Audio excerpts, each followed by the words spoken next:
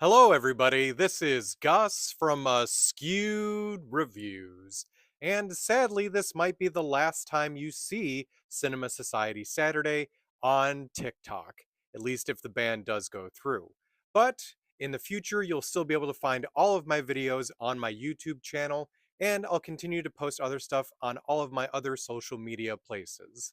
Now, just in case by now you don't know what Cinema Society Saturday is, this is a group of us horror talk creators that love watching horror movies, so each week we are randomly given a theme. We then partner up and give our partner a movie that fits within the theme for each of us to review.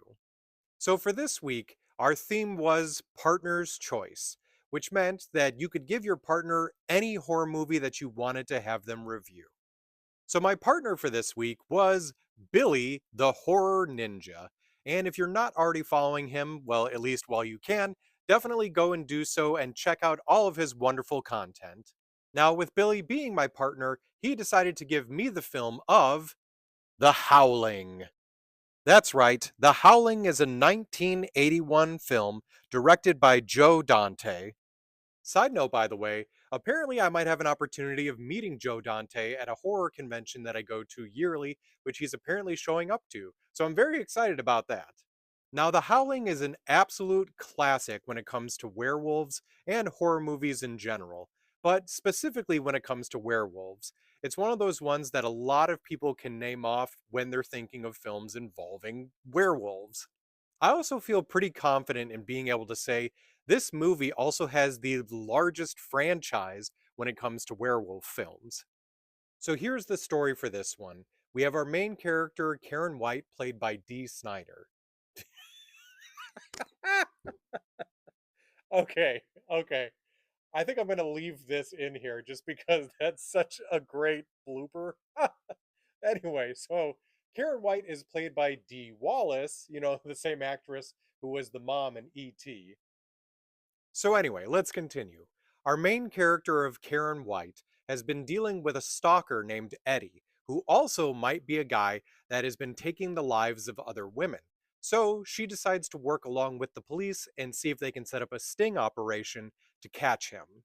So, this almost fails miserably, but in the very last moment, the police do manage to take out Eddie and save Karen, but not before Karen sees something very disturbing, but now, because it is so disturbing, she can't really remember it.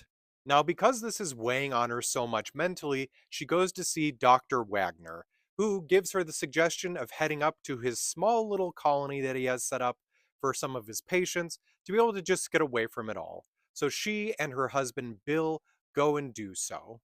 Now, while the two of them are out in the secluded area, they begin to notice some very strange and weird things about the other people that are at this colony.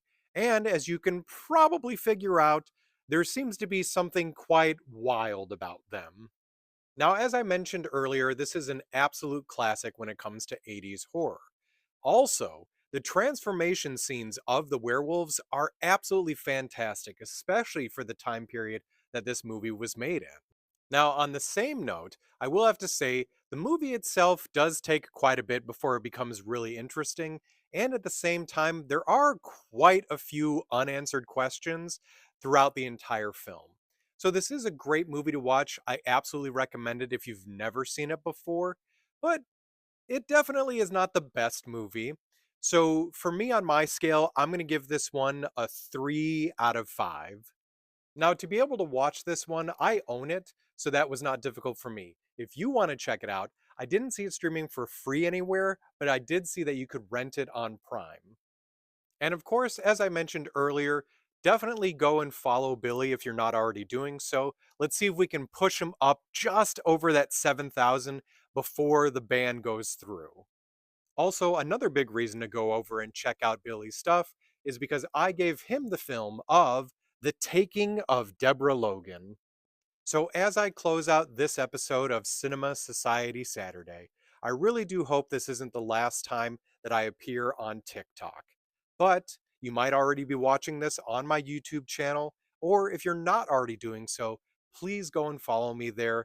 I would love to see all of my Askewed viewers join me on that platform as well. Definitely keep an eye out for everyone else involved with this group, as they will continue to put out stuff on their platforms as well. And of course, look up while you can all of the stuff that we've put out here with the hashtag Cinema Society Saturday.